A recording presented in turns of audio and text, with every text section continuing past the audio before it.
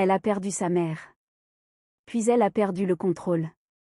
Elle a cherché des solutions miracles sur Internet, des régimes, des injections. Rien n'y faisait. Son mari la regardait sombrer.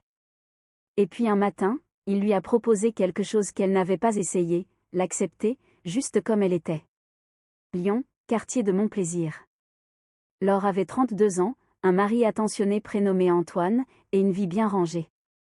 Elle travaillait dans une petite agence de communication, il était ingénieur. Ils étaient mariés depuis 6 ans, sans enfants, sans histoire. Leur maison ressemblait à un catalogue de décoration, des coussins assortis, des plantes vertes, des livres sur la table basse. Sa mère, Françoise, vivait à 1 heure de Lyon, dans une petite maison au volet vert. Elle se téléphonait tous les dimanches, se voyait 1 fois par mois. Laure l'aimait sans le dire, comme on aime les évidences. Françoise était une femme gaie, ronde, qui faisait des confitures et trichait aux cartes. Elle n'avait jamais été malade. Le cancer l'a emportée en 4 mois. Pancréas. Foudroyant. Laure assista à l'enterrement sans pleurer. Elle resta droite, serra des mains, reçut des condoléances. Antoine la tenait par l'épaule. Elle ne lui disait rien. Rien sur ce qu'elle ressentait. Rien sur le vide. Rien sur la colère. Le soir, elle ouvrit un paquet de chips. Puis un autre. Elle grignota en regardant la télévision sans rien voir.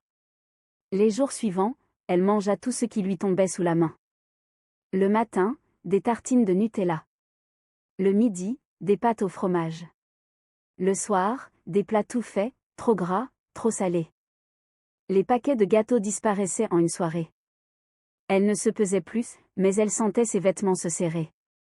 D'abord le pantalon, puis la jupe, puis la ceinture. Antoine l'observait, inquiet. « Tu veux qu'on parle ?» proposa-t-il un soir.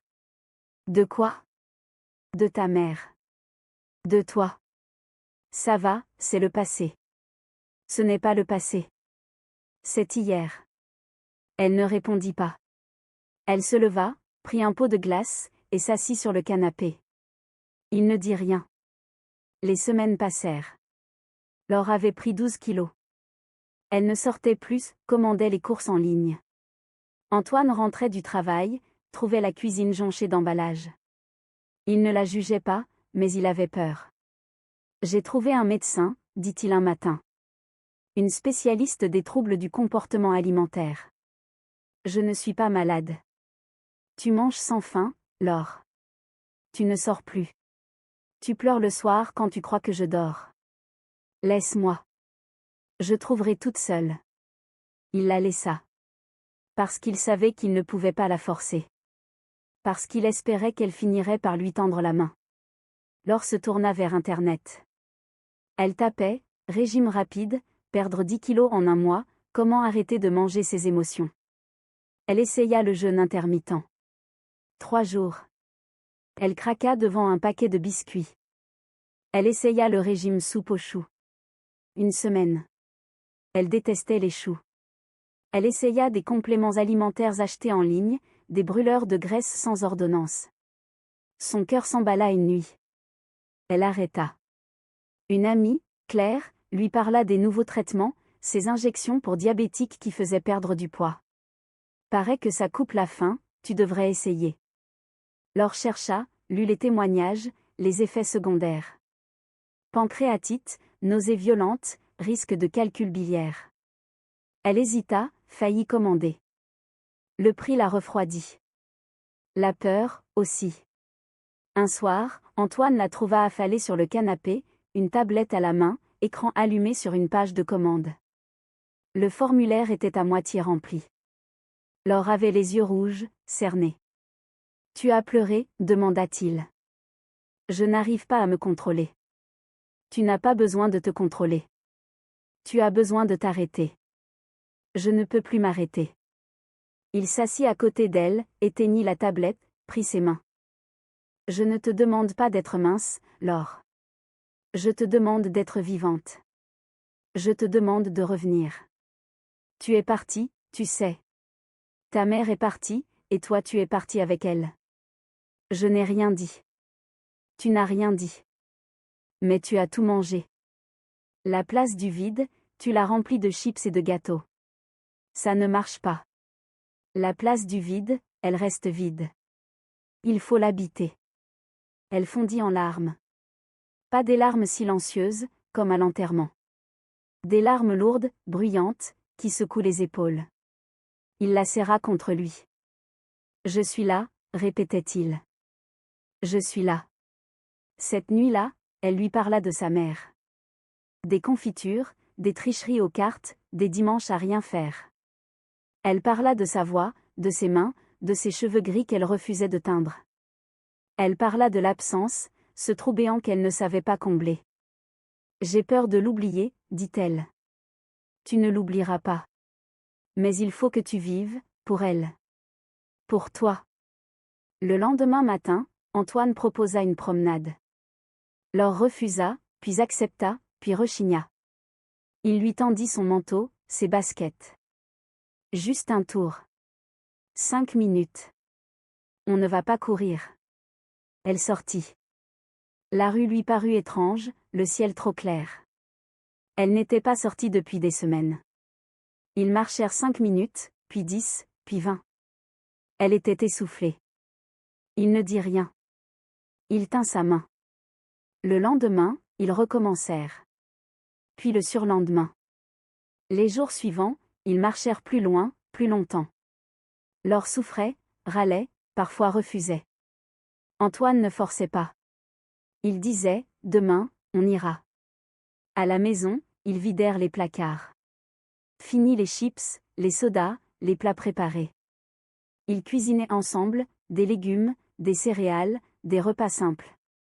Laure rechignait, puis s'habituait. Antoine ne parlait pas de poids, de régime, de calories. Il parlait de bien-être, d'énergie, de sommeil. Il lui demanda de consulter une psychologue spécialisée dans le deuil, juste pour parler, pas pour guérir. Laure accepta, à contre-cœur. La psychologue était douce, patiente. Elle ne jugeait pas. Elle écoutait. Les séances permirent alors de mettre des mots sur ce qu'elle n'osait pas dire. La culpabilité de ne pas avoir vu la maladie plus tôt. La colère contre les médecins. La peur de devenir un fantôme, comme sa mère. La peur, aussi, que sa mère ne soit pas fière d'elle. Les kilos diminuèrent, doucement. Laure ne les comptait pas. Ce n'était plus l'objectif. Elle marchait, cuisinait, pleurait parfois, riait parfois. Un matin, elle enfila une vieille robe qu'elle n'avait pas mise depuis des années. Elle allait bien. 1 an après le début de sa reconstruction, elle proposa à Antoine d'aller au cimetière. Il accepta, sans poser de questions. Elle avait préparé un bouquet. Pas des fleurs achetées chez le fleuriste. Des fleurs de son jardin, celles qu'elle avait plantées avec Antoine au printemps.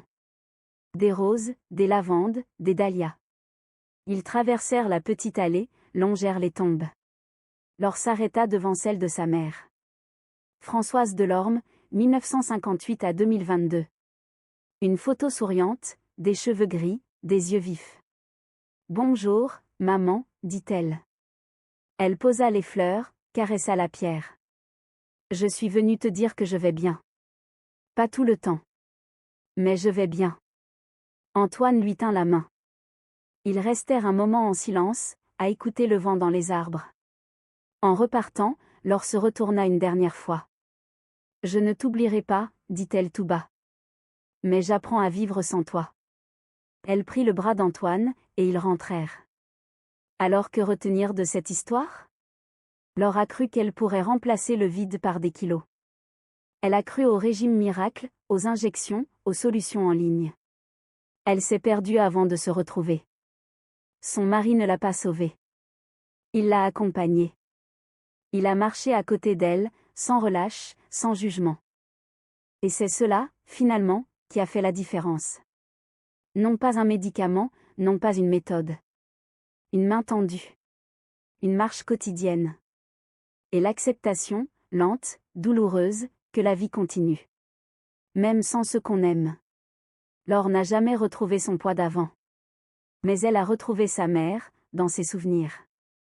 Et elle a retrouvé son mari, qui l'avait toujours attendu, au coin de la rue, patient comme un jardin.